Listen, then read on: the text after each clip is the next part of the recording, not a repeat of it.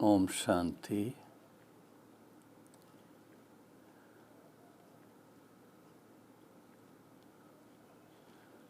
प्रातःकाल का समय है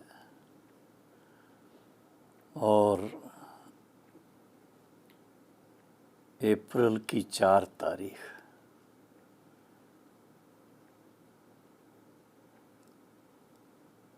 बहारी मौसम की चोटी है। आज जब तैयार हो के बाहर निकले, बगीचे की तरफ देखा तो वो गीत याद आ गया। आज समय कितना सुंदर है, आज का दिवस महान। बहुत सुंदर गीत है, बहुत पुराना गीत है। और देखा गया कि अगर एनवायरनमेंट, वायुमंडल खुशनुमा है तो मनुष्य का मन बहुत खुश हो जाता है। मैं जैसे ही अपने छोटे से बगीचे के एक साइड पर कुर्सी पे बैठा तो क्या देखा, एक तरफ बड़े बड़े पेड़ आम के, जिन पर छोटे छोटे कच्चे आम लगे हुए हैं, और कितना उसको देख के मन खुश हो जाता कि आज ये कच्चे आम हैं, कल ये पक जाएंगे, बड़े होकर के पकेंगे और कितने सुंदर भी होंगे, कितने स्वीट होंगे। वो सोच करके मन खुश हो जाता। उसके बाद मेरा ध्यान गया गुलाब के फूलों पर। रंग बिरंगे गुलाब के फूल, उनमें भी लाल रंग के और रियल गुलाब के। तो मैंने सोचा आज मैं अपने सभी बहनों भाइयों को इस बगीचे का रियल गुलाब का फूल पेश करूं। और मैंने वो फूल मंगा करके अपने बैज के ऊपर लगा दिया, ताकि आप भी देख सको कि रियल गुलाब किसको कहते हैं, उसका गुलाबी रंग कैसा होता है। और सभी जानते हैं कि जब भी हम देवी देवताओं के मंदिर में जाते हैं, शिव बाबा के मंदिर में जाते हैं, देवी के मंदिर में जाते हैं, श्री लक्ष्मी श्री नारायण के मंदिर में जाते हैं, और वैभव तो छोड़ो, लेकिन अच्छे से अच्छे फूल लेकर के खास देवताओं के चरणों पर जाकर डालते हैं। क्यों डालते हैं? क्योंकि देवताएं फूलों की तरह पावन हैं, पवित्र हैं, और फिर उनके जीवन में दिव्य गुणों की खुशबू है। बहुत बहुत निस्वार्थ भाव का प्यार है। वो देख करके भगत भी भावहीन हो जाते हैं, खुश हो जाते हैं, मन खुश हो जाता है। कभी कभी ऐसा सुनते हैं कि कोई कट्टर ऐसे पति देव अपने युगल को कहेंगे, घर में मूर्ति है, यहाँ पर क्यों नहीं भगवान को याद कर लेते, बाहर जाने से क्या फ़ायदा।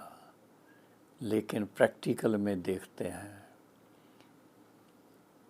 कि जिस भावना से भगवान के मंदिर में जाते हैं, पहली बात तो वो मंदिर ही तभी कहलाता है कि वहाँ पर देवी देवताओं का विराजमान होना पवित्रता की निशानी है।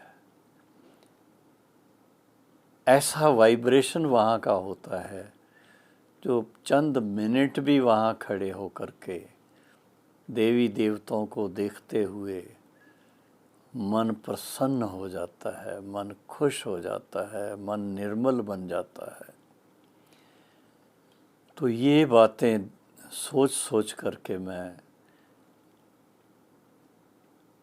थोड़ा सा मुझे याद आया गुरु गोविंद सिंह जी की बात,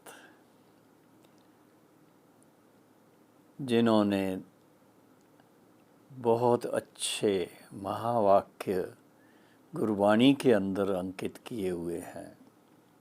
उनमें एक लाइन ये आती है, गुण गोविंद गायो नहीं जन्म कारथ कीन। और उसके बाद में है कि इस तरह का जीवन वो बन जाता है जैसे बिना जल के मीन यानी मछली तड़पती है। इसी तरह से और भी बहुत अच्छी बातें गुरु गोविंद सिंह जी ने खास कही हैं। किस बात पर कही हैं कि भगवान पर मनुष्य का निश्चय अटल होना चाहिए। और उस पर एक दोहा उनका है जो शिव बाबा के साथ संबंध रखता है। शिवद्रोही मम दास कहावा, सो नर मोहे न सपने में भी पावा। तो गुरु गोविंद सिंह जी का भी विश्वास देखो शिव बाबा के ऊपर था। और आज हम सब के सामने शिव बाबा की महावाक्य अव्यक्त वाणी के द्वारा भी हमने सुने कल, रोज साकार वाणी के द्वारा भी सुनते हैं। और उससे एक ज्ञान मिलता है कि आत्मा कितनी पावन बन सकती है। और ऐसे जब हम पावन बनने का संकल्प करते हैं, उस अनुसार अपना रहन सहन खान पान सब उस पर ध्यान देते हैं, तो उसका प्रभाव प्रकृति पर भी पड़ता है। प्रकृति हमें बहुत सुख देने वाली बन जाती है। मैं तो यहाँ अपने छोटे से बगीचे में बैठकर देखता हूँ, नीम के पेड़ हमेशा ऑक्सीजन, दिन रात ऑक्सीजन देते रहते हैं। इतनी हवा स्वच्छ रहती है। और फिर इसके साथ में छोटे छोटे जीव जंतु, जैसे छोटी छोटी चिड़िया, घरेलू चिड़िया, बुलबुल, और फिर इसके साथ में डव्स, कुग्गी, और उसके साथ दूसरी छोटी छोटी चिड़िया, वो सब आकर के बगीचे में आके कोई पानी पीना चाहते हैं, कोई अनाज खाना चाहते हैं उनके लिए हम प्रबंध कर देते हैं, अनाज भी डाल देते हैं, पानी भी रख देते हैं, कुछ पॉट्स रखे हुए हैं, और उसके साथ में बाबा की टोली, खास तो प्रसाद, वो भी हम खास उनके लिए, जैसे आज की टोली जो मुझे बताया श्याम भाई ने कि आज 2 पेड़े छोटे छोटे करके उसके टुकड़े करके और एक लकड़ी की तस्तरी है उसके अंदर डाल दिए। वो लकड़ी की तस्तरी 5 फुट ऊंची स्टैंड पर रखी हुई है, और वो उसमें बुलबुल भी आके अपना हिस्सा लेके जाती है, चिड़ियाएँ भी दूसरा, वो भी अपना अपना हिस्सा लेके जाते हैं, और गिलहरी भी आकर के अपना हिस्सा लेके जाती है। ये सब सीन देखते हुए मुझे इतना आनंद आ जाता है, इतना मन खुश हो जाता है। तो कहा जाता है खुशी जैसी खुराक नहीं। अगर ऐसा खुशी का माहौल हमें मिलता है और उस माहौल में हम थोड़ा सा अपना हाथ पांव चला भी लेते हैं, जिसको कहा जाता है लाइट एक्सरसाइज, वो लाइट एक्सरसाइज भी कर लेते हैं, तो देखा गया कि शरीर बिल्कुल तंदुरुस्त रहता है, खुशनुमा रहता है।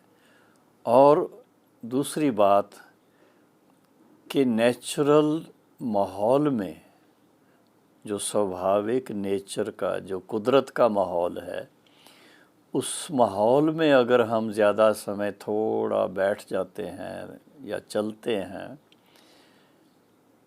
तो हमारा शरीर भी उसके साथ ट्यून अप हो जाता है। उस ट्यून अप होने के फलस्वरूप जैसे हरे वृक्षों पर, फूलों पर, पत्तियों पर कोई भी ऐसी चीज़ों का प्रकोप नहीं हो सकता जो उनको नुकसान कर पाए, कोई कीड़ा नहीं ऐसा लग सकता। हाँ, मधुमक्खी ज़रूर आकर के फूल भी सूंघेगी, ले जाएगी, पत्तियां भी थोड़ी ले जाएगी अपना छत्ता बनाने के लिए, लेकिन वो शहद देने के लिए। लेकिन देखा गया कि प्रकृति के अंदर जो भी प्रजातियां हैं, जो भी आप फल, फूल, प्लांट्स सब देखते हैं और उनके फूलों की खुशबू लेते हैं, तो देखा गया है कि nature helps us to live by our own true nature. और हमारी ट्रू नेचर क्या है? हम सर्व आत्माएं परम पिता परमात्मा की संतान हैं। परम पिता परमात्मा की संतान होने के नाते हमने वर्षे में परमात्मा से वो संस्कार प्राप्त किए हुए हैं जिन संस्कारों के आधार पर ही हम कहते हैं कि God created man in his own nature. और गॉड की नेचर क्या है सभी जानते हैं। उनकी नेचर के कारण सब उनको याद करते हैं। गॉड सर्वशक्तिवान है। सर्वशक्तिवान का भाव क्या है कि कोई कमज़ोरी उनके सामने आकर के कुछ खड़ी नहीं हो सकती, दूर से ही सैल्यूट करके चली जाएगी। सर्वशक्तिवान की शक्ति के कारण इतना सारा ब्रह्मांड, इतनी सारी संसार की जीवन चलती है। परमात्मा सर्वशक्तिवान सिद्ध ही तब होता है जब उनके प्रकंपन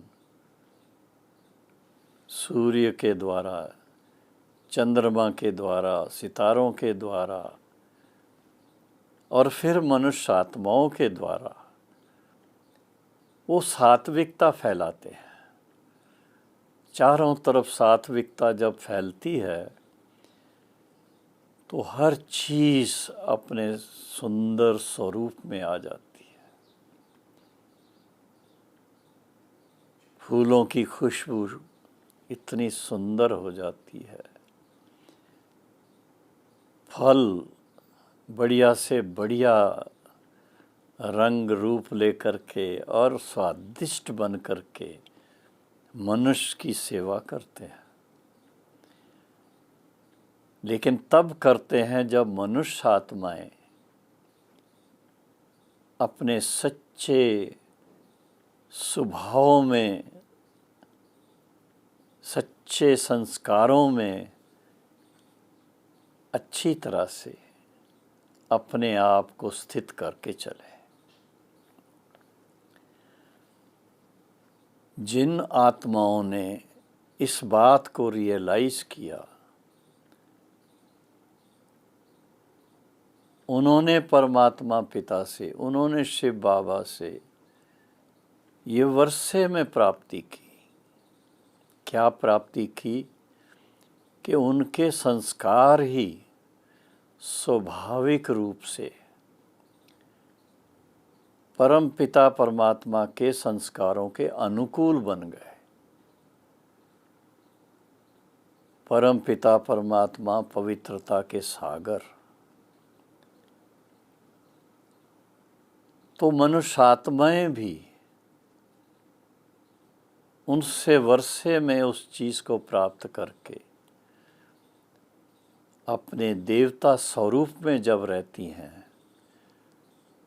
तो पवित्र स्वरूप, स्वाभाविक रूप से पवित्र स्वरूप रहती हैं।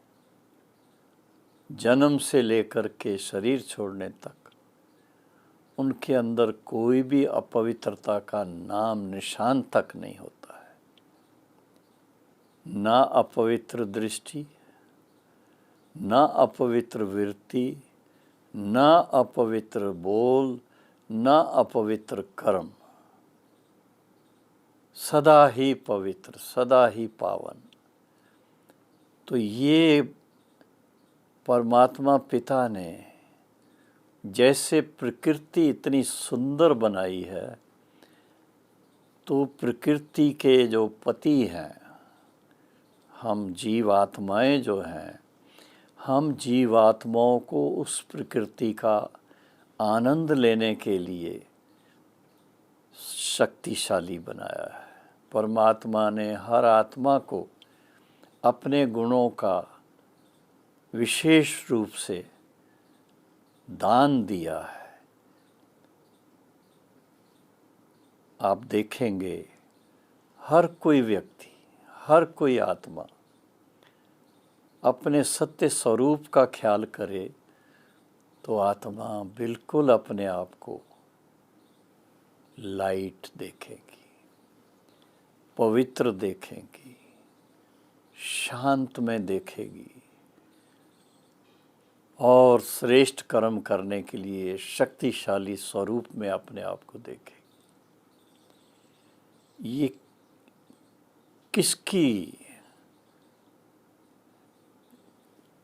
क्या कहें, किसकी ये कमाल है? उस कर्ण करावनहार पिता की कमाल है। जब तक हम आत्माएं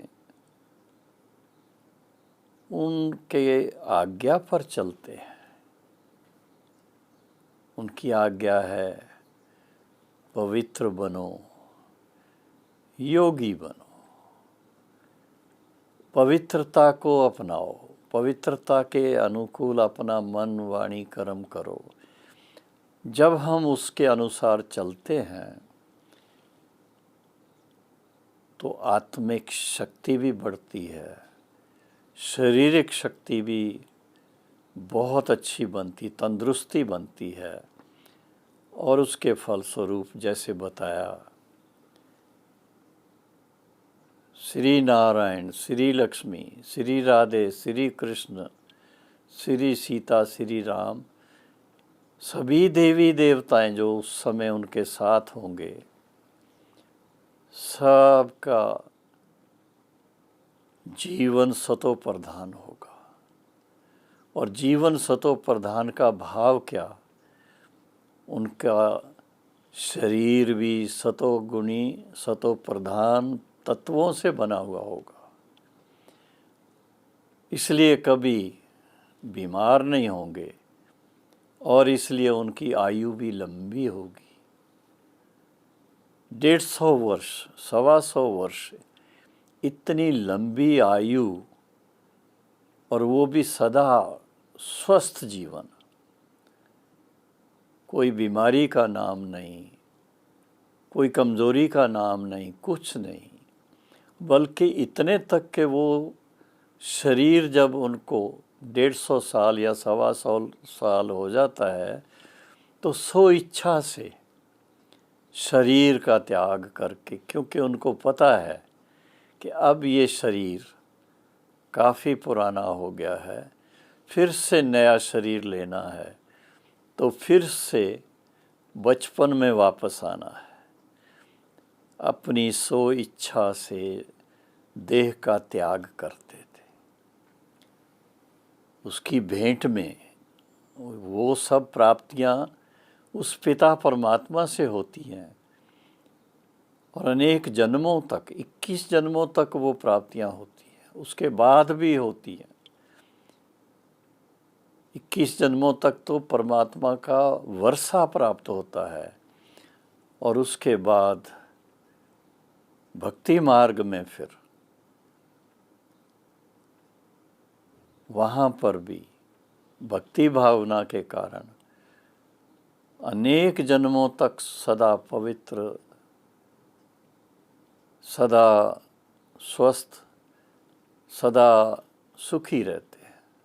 कोई लड़ाई झगड़े नहीं होते, बड़ी शांति रहती। लेकिन ऐसा ज़रूर है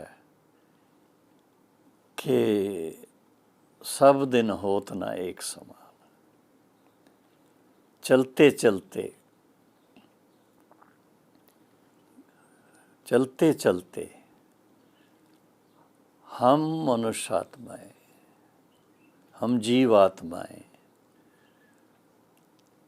स्वयं को भी भूल जाते हैं, और हमारा परमात्मा के साथ जो निजी संबंध है उससे भी थोड़ा दूर चले जाते हैं, ढूंढना शुरू कर देते हैं।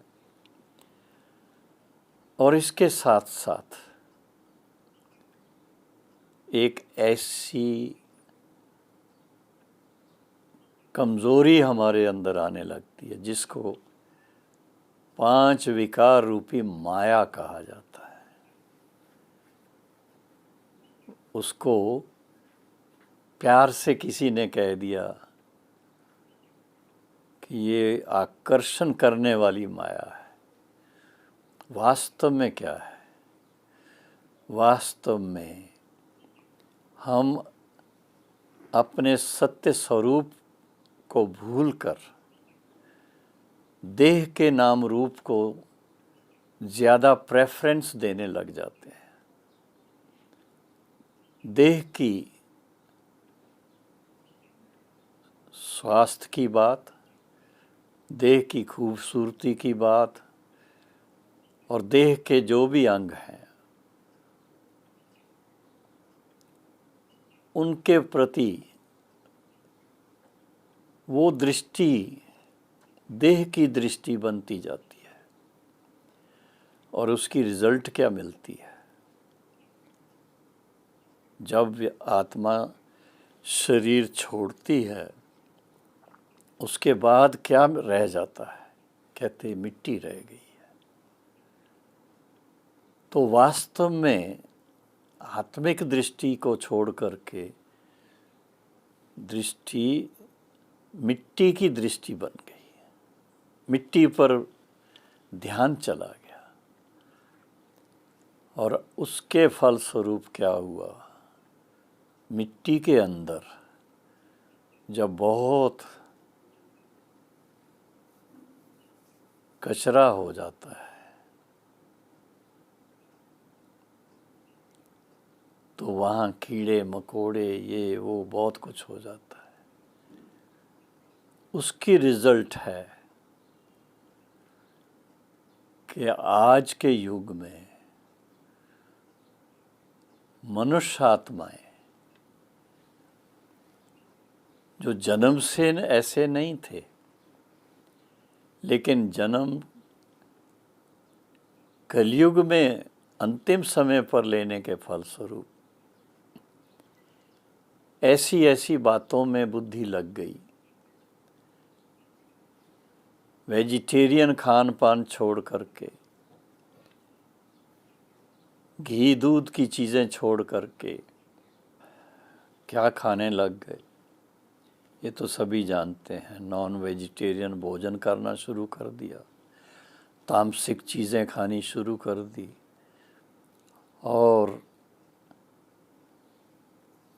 और भी कुछ ऐसी चीज़ें हैं जो मैं बोल नहीं सकता हूँ, बोलना मुश्किल है।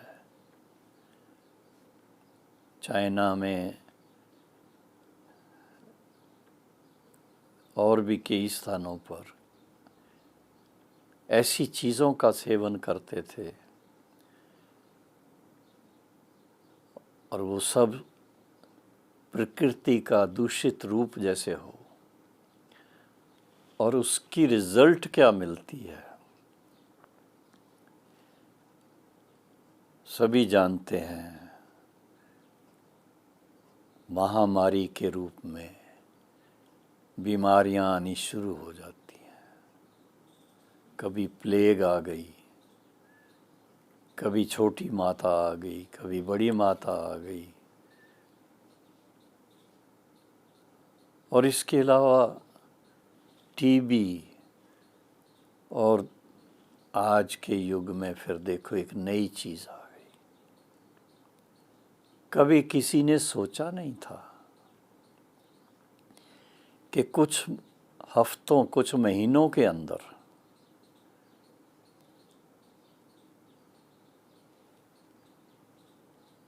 कोरोना वायरस चाइना में वुहान में शुरू होगा, वहाँ अनेक लोगों की जीवन जाएगी और वो वायरस कमाल है, सारी दुनिया के 204 देशों तक पहुंच जाए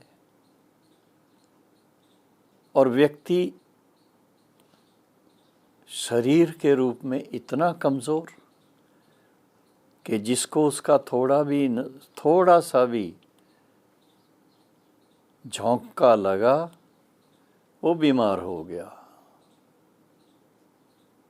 धीरे धीरे क्वारंटाइन में रख कर के दवाइयाँ दे कर के उससे ठीक तो होते हैं और वो इतनी बातें सुनने को मिलती हैं। बड़े बड़े लोग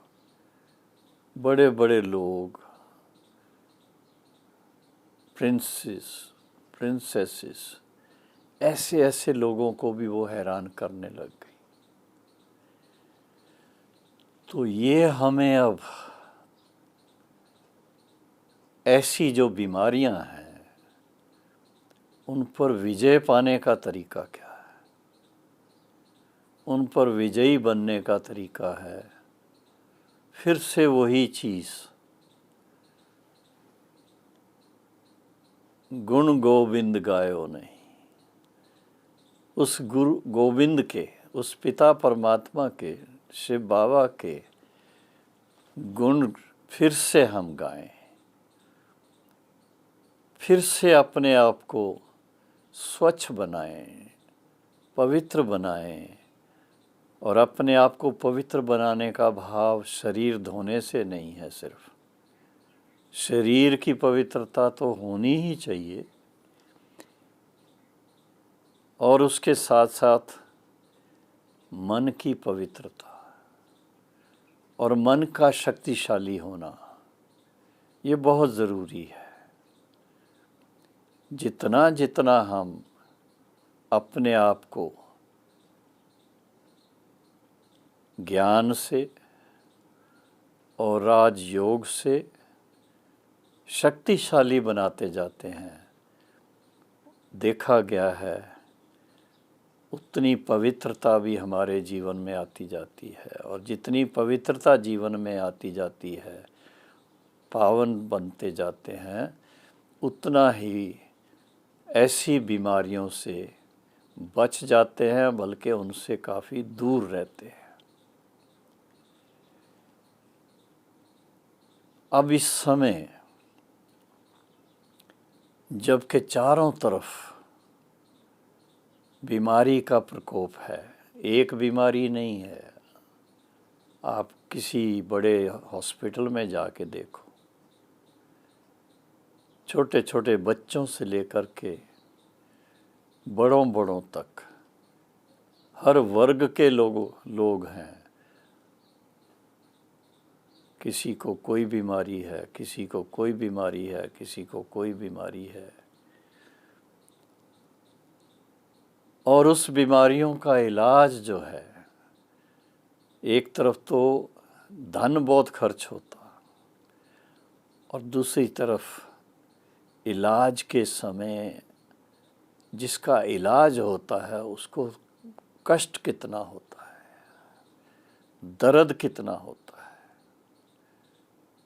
किसी को कीमोथेरेपी देते हैं, किसी को रेडिएशन देते हैं, किसी की सर्जरी होती है, कितना दर्द होता है। देखने में तो आता है भाई ये शरीर को, आत्मा तो इसमें, पर सहन कौन कर रहा है?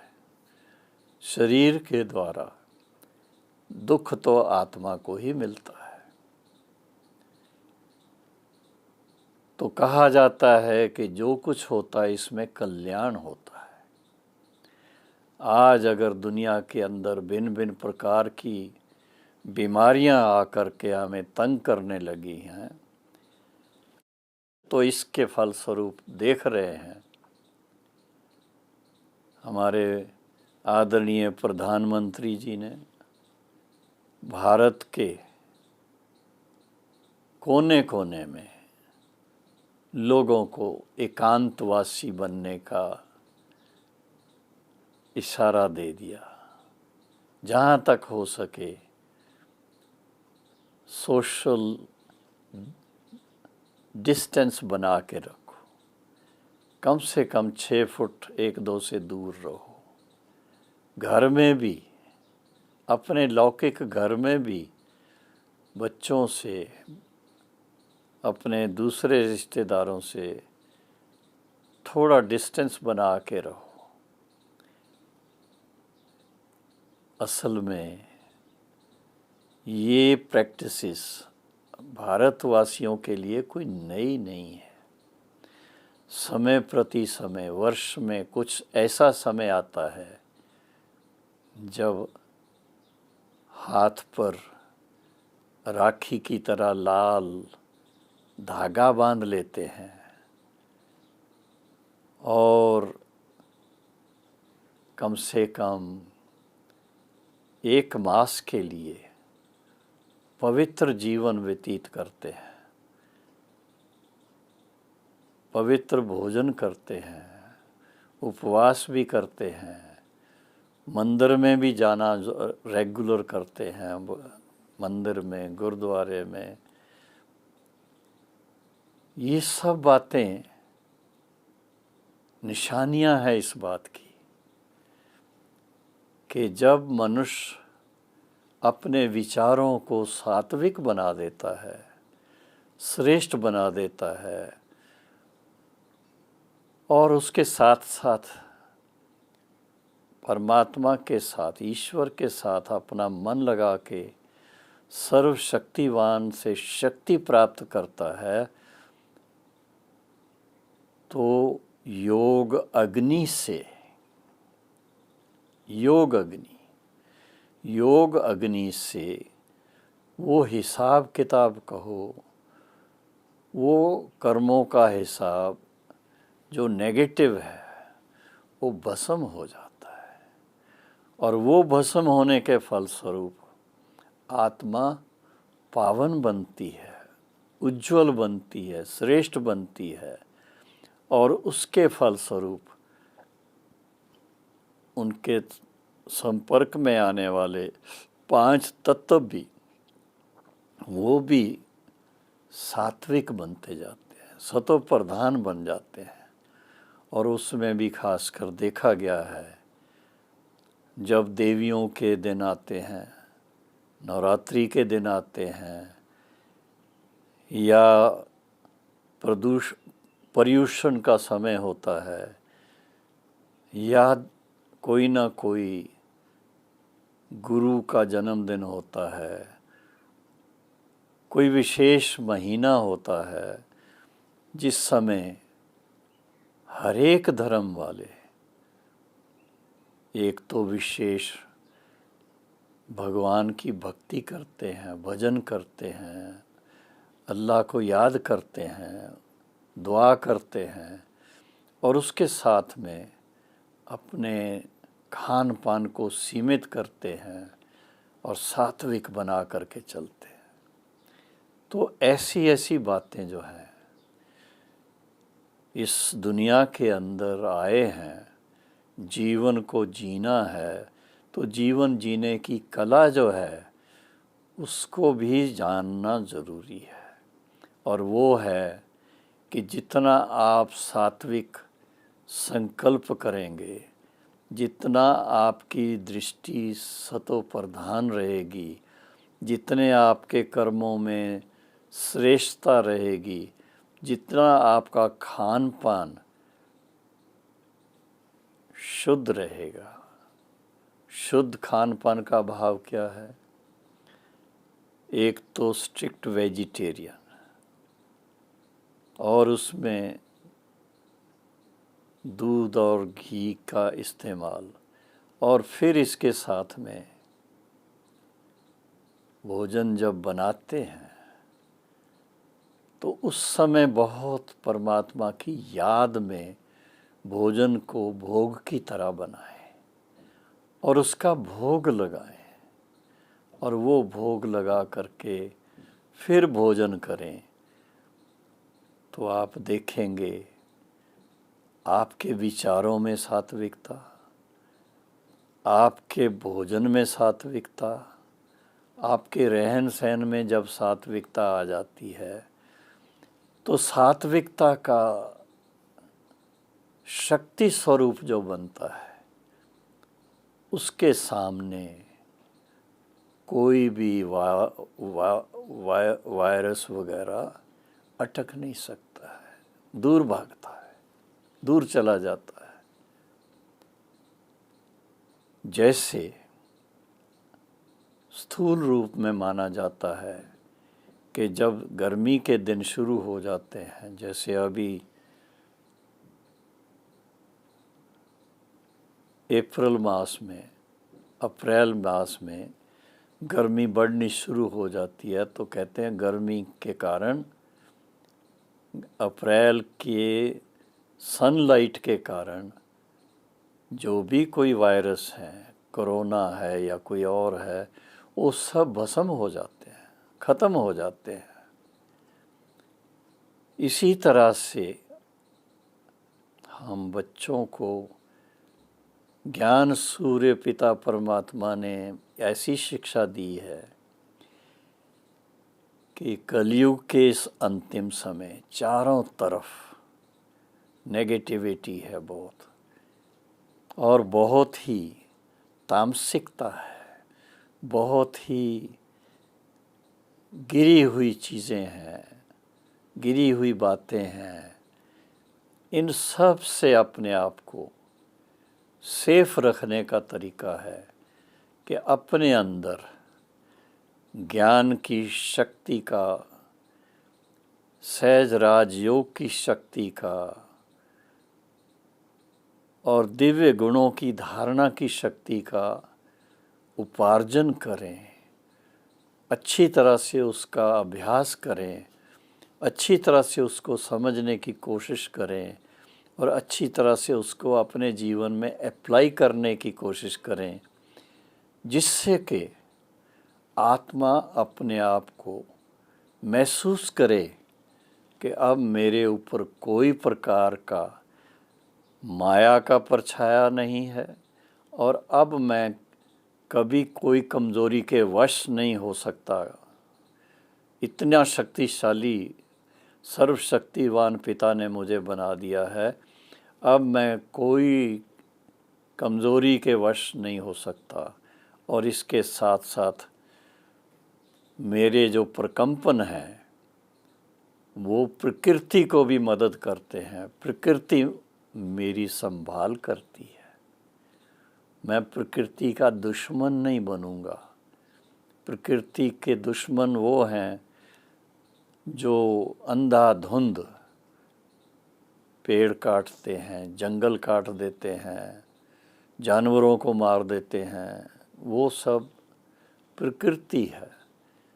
प्रकृति को अपना प्रीतम बना लो, प्रियतम बना लो, तो प्रकृति आपको हमेशा मदद करेगी, साथ देगी, सहयोग देगी। इसलिए कहा जाता है देवताएं जो हैं, देवताएं प्रकृति जीत हैं। क्यों? क्योंकि उन्होंने देवताओं के रचता, देवताओं के परम पिता परमात्मा से वर्षा भी प्राप्त किया और सर्वशक्तिवान से शक्ति भी प्राप्त की। और जीवन की वास्तविकता क्या है, जीवन जीने की कला क्या है, जीवन में सुख और शांति से जीने का सहज तरीका क्या है, वो सीख लिया। उसके फलस्वरूप मनुष्य सदा सुखी रह सकता है। तो मैं आज विश्व के हर देश के भाई बहनों के लिए विशेष ये संदेश देना चाहता हूँ कि first thing, let us learn to live by our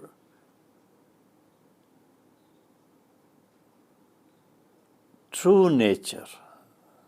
When I say true nature, nature of the self, nature of the light within, nature of आत्मा। आत्मा की नेचर कैसी होगी?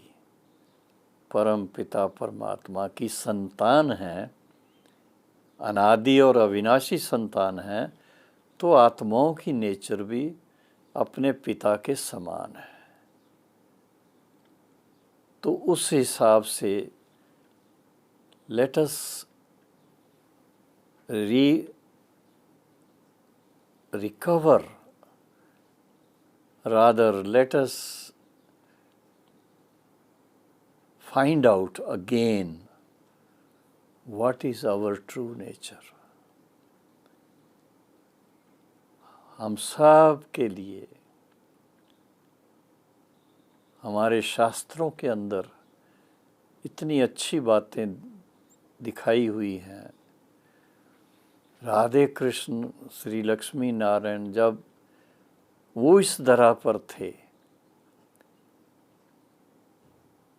तो उस समय प्रकृति सतो प्रधान थी। वृक्षों में अच्छे से अच्छे रसदार फल, बगीचों में सुंदर से सुंदर फूल, खुशबूदार फूल, और फिर इसके साथ में जो प्रकृति के सुंदर बनाने वाले जीव जंतु हैं, जैसे पक्षी हैं, पशु हैं, मोर हैं, उन सब से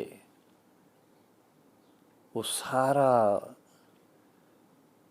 ब्रह्मांड तो नहीं कहूँगा, लेकिन सारी पृथ्वी सज जाती है। और उस सजी हुई पृथ्वी को तबाह कर दिया, जिस भी कारण से सब जानते हैं। फिर से अगर हम पृथ्वी को हरा भरा बना दें, फिर से अगर हम जीव जंतुओं को फिर से अपना फ्रेंड बना दें, तो आप देखिए सारा ही वायुमंडल चेंज हो जाएगा। जहाँ अच्छे से अच्छे वृक्ष होंगे, पीपल का पेड़ है, बड़ का पेड़ है, आम का पेड़ है, जामुन का पेड़ है, और फिर इसके साथ में चीड़ के पेड़ हैं, और बहुत बहुत सुंदर ऑक्सीजन देने वाली ऐसी पेड़ों की कतारें हैं, नीम के पेड़ों की कतारें। इतना सुंदर सारा वायुमंडल चेंज हो जाता है। और ऐसे वायुमंडल में आप पैदल करेंगे, आप घूमेंगे, तो आप ओज़ोन हमेशा अपने शरीर में स्वीकार करेंगे, और वो ओज़ोन आपके तन को बिल्कुल तंदुरुस्त बना के रखेगी।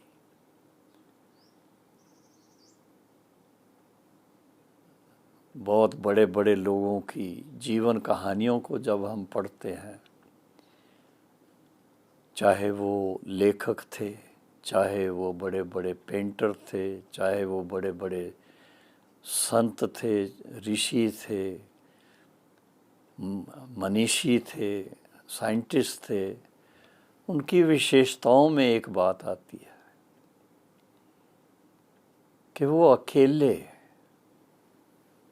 बड़ी दूर दूर तक पैदल करने चले जाते थे, फॉरेस्ट के अंदर।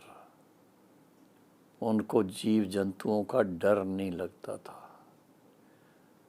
क्योंकि वो जीव जंतुओं से प्यार करने वाले, मारने वाले नहीं थे। लेकिन उस नेचर के अंदर उनके पैदल करने से, भ्रमण करने से उनको जो ऊर्जा मिलती थी, और उनको जो विचार मन में उत्पन्न होते थे, इतने महान, इतने श्रेष्ठ, इतने सुखद होते थे कि वो भी सदा तंदुरुस्त, नेचर भी सदा सुखी, और फिर इसके साथ में विशेष प्रैक्टिकल में देवताओं की प्रकृति दासी बनती है। तो जिस समय आवश्यकता हो बारिश हो जाए, जिस समय आवश्यकता हो धूप निकल आए, वो स्वतः ही। और वास्तव में तो हम भारतवासियों के लिए विशेष बात है कि हर 2 महीने में मौसम बदलता। दूसरे देशों में इतना नहीं, भारत में विशेष 2-2 मास में इतना परिवर्तन होता है मौसम, और जिसकी उस समय बहुत आवश्यकता होती है। भारी मौसम तो उस समय बहुत सर्दी के बाद भारी मौसम आता है, तो उसका बड़ा आनंद आता है। भारी मौसम के बाद गर्मी आती है, जिस गर्मी के कारण जो हमारे खाने पीने की चीज़ें हैं, गेहूँ है या चावल है या अनाज जो भी है, उसके पकने के लिए सूर्य की गर्मी चाहिए। और फिर इसके बाद परिवर्तन होता है, फेस्टिव सीज़न आ जाता है और सभी जानते हैं उस समय क्या आनंद आता है। गुजरात के भाई बहनों को या नॉर्थ ईस्ट के भाई बहनों को, बंगाल के भाई बहनों को, पंजाब के भाई बहनों को, उड़ीसा के भाई बहनों को, साउथ इंडिया के भाई बहनों को, सभी को अपने अपने प्रदेश के अनुसार वहाँ की जो उपज का समय होता है, तो खास नया वर्ष वहाँ से शुरू होता है और नए वर्ष से नई ऊर्जा से हर कोई अपना कारोबार भी करता है और जीवन का आनंद भी प्राप्त करता है। तो प्रिय बहनों और भाइयों, मैं तो यही कहूँगा कि आज हमारे सामने एक चुनौती आई हुई है। उस चुनौती को चुनौती ना मान करके उसको थैंक्स दें कि हमें फिर से हमें याद दिला दिया कि हम आत्माओं को अपने स्वधर्म में वापस अच्छी तरह से स्थित होना है और सर्वशक्तिवान पिता के साथ मन लगा करके आत्मिक शक्ति को इतना बढ़ाना है कि प्रकृति फिर से दासी बन जाए, हमें दुख ना दे बल्कि दासी बन करके। भाव तो यही है कि जब हम फिर से ये संकल्प ले लें कि हमें मनुष्य से देवता बनना है और उस संकल्प के अनुसार अपने कर्मों के अंदर परिवर्तन ले आएं, अपने खान पान रहन सहन व्यवहार सब के अंदर वो परिवर्तन ले आएं, तो आप देखेंगे फिर से ये भारत देवभूमि बन जाएगा, स्वर्ग बन जाएगा और प्रकृति दासी बन जाएगी। कोई बीमारी नहीं रहेगी, कोई अशांत करने वाली चीज़ नहीं रहेगी, कोई दुख देने वाली चीज़ नहीं रहेगी। तो आओ हम सभी ऐसी तपस्या करें। ये एक बहुत अच्छा मौका मिला है। धन्यवाद है हमारे प्रधानमंत्री जी को, जिन्होंने 3 सप्ताह के लिए हमें ये मौका दे दिया कि सब बातों से फारग हो करके एकांतवासी बनो। एकांतवासी बनेंगे तो एक परमात्मा के साथ मन भी लगाना सहज लगेगा। अच्छा लिटरेचर पढ़ें, धार्मिक पुस्तकें पढ़ें, ज्ञान की पुस्तकें पढ़ें, मेडिटेशन की पुस्तकें पढ़ें और उसके साथ साथ भगवत प्रीत भी होनी चाहिए।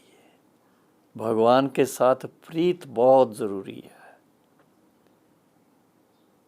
बहुत सारे लोगों से सुनते थे भगवान केवल मनुष्य के प्यार का भूखा है, और हम कहते हैं मनुष्य जो इतना बीमार हो गया है, इतना कर्जदार हो गया है, वो एक ही कारण है कि वो स्वयं भगवत प्रीत को भूल गया है। भगवान से प्रीत करो, प्रेम से उसको याद करो, तो याद से वो याद उनको मिलती है। और वो क्या कहते हैं, बच्चे आप मुझे याद करेंगे, आप एक कदम आगे आएंगे तो मैं लाखों कदम करोड़ों कदम आगे आकर के आपके सन्मुख आके आपको आशीर्वाद दूंगा, आपको सशक्त बनाऊंगा, आपको धन धान्य संपन्न बना दूंगा। इस निश्चय से उस पिता परमात्मा को अच्छी तरह से प्यार से दिल से नैनों में वो मिठास भर के, वो प्यार भर के फिर उस पिता के साथ मन लगाएं तो फिर से ऐसे सशक्त बने कि कोई भी प्रकार की बीमारी का वायरस इस संसार में ना रहे, और हम फिर से श्री कृष्ण के साथ, श्री राधे श्री कृष्ण के साथ फिर से सतयुगी संसार में वही रास, वही खेल, वही मौज करें जो 5000 वर्ष पहले का मशहूर है। समय आ चुका है, कलयुग का दुख शांति सदा नहीं रहने वाला है।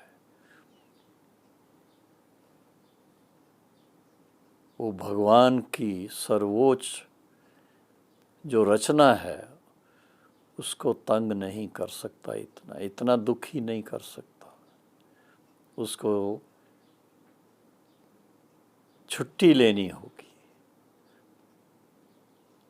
और जो सुख देने वाला संसार है वो होवनहार देवताओं के चरण चूमेगा। तो ऐसी प्रकृति फिर से बन जाए, वो तभी बनेगी जब हम आप सभी अपने प्राकृतिक रूप सतोप्रधान संस्कार वाली आत्माएं अपने उस स्वरूप में फिर से आ जाएं और हमारे प्रकंपन सब नेगेटिविटीज़ को ख़त्म कर दें। पॉजिटिव प्रकंपन जो हैं वो नेगेटिव पर विजयी होंगे होंगे होंगे। हमारी धार्मिक मान्यताएं हमें याद दिलाती हैं कि आखिर परमात्मा की शक्ति माया की कमजोरी के ऊपर विजयी बनवाती है। अब उठने का समय है, जागने का समय है, कुंभकर्ण की नींद को त्यागने का समय है। अज्ञान नींद से उठो, अज्ञानता का त्याग करो, ज्ञानी तो आत्मा बन के, योगी तो आत्मा बन करके, सशक्त आत्मा बन करके 5 तत्वों को भी शक्तिशाली बनाएं, उनको स्नेही और सहयोगी बना लें और प्रकृति को, यूँ तो कहते हैं कि योगियों की प्रकृति दासी बन जाती है, हम कहते हैं प्रकृति को भी अपना दोस्त बना लें। आज समय है स्वयं अपने प्राकृतिक रूप में स्थित होकर प्रकृति को भी सतोप्रधान बनाने का। और ये है जब हम उस गोविंद, उस पिता परमात्मा के गुण गाएं और खुशी में फिर से अच्छी तरह से उमंग उल्लास में आ जाए। घबराएं नहीं।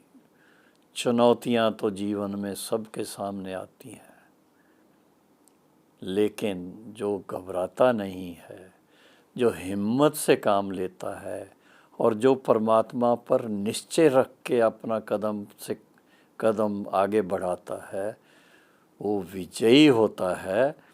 और भारतवासी अवश्य वर्तमान परिस्थिति से ऊपर उठेंगे और विजयी होंगे।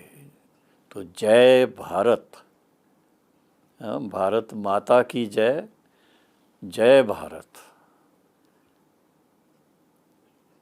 और इसके साथ में जय गोविंद।